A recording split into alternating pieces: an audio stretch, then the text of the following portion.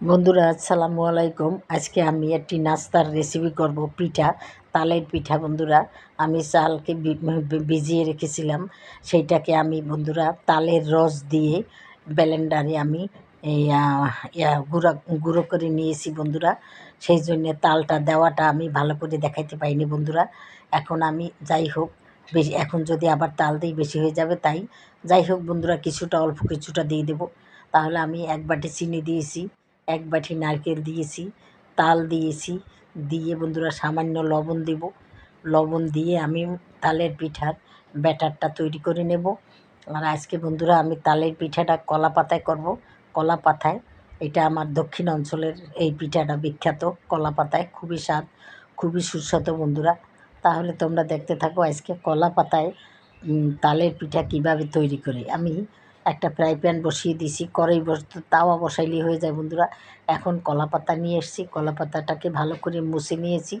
এখন আমি 2 চামচ করে, 2 চামচ 3 চামচ যার যেমন মনে চায় সেরকমের দেবে। বেশি পাতলাও না, বেশি মোটাও না, এই রকমের করে বন্ধুরা এটাকে মেলে নিবে।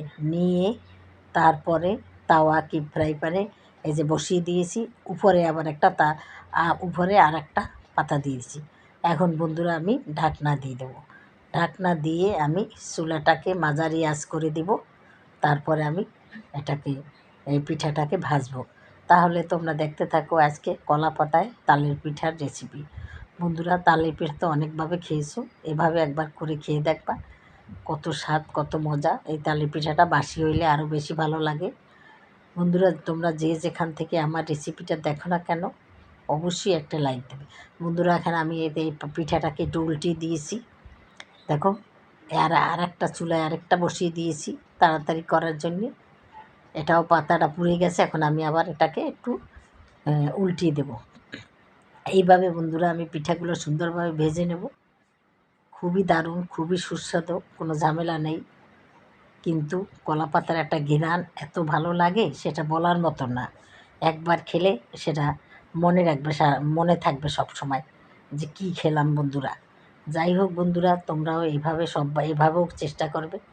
এই যে দেখো, কিছুটা বানিয়েছি, কলা পাতাটাকে আমি ফেলে দিয়েছি।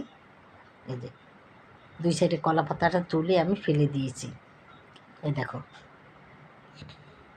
এইভাবে আমি সুন্দর করে পিঠাগুলো ভেজে নেব। যদি পিঠাগুলো তোমাদের কাছে ভালো লাগে, একবার হইলেও তোমরা তৈরি করে খাবে। যদি ভালো লাগে তাহলে অবশ্যই আমাকে একটা লাইক দিবে, আমার চ্যানেলটাকেও সাবস্ক্রাইব করে দেবে এবং দয়া করে একটা শেয়ার দেবে। আর ফেসবুক পেজ থেকে যদি দেখো তাহলে অবশ্যই একটা ফলো দেবে। তাহলে আজকের মতো রাখি। আসসালামু আলাইকুম, খোদা হাফেজ। যে যেখানে থাকো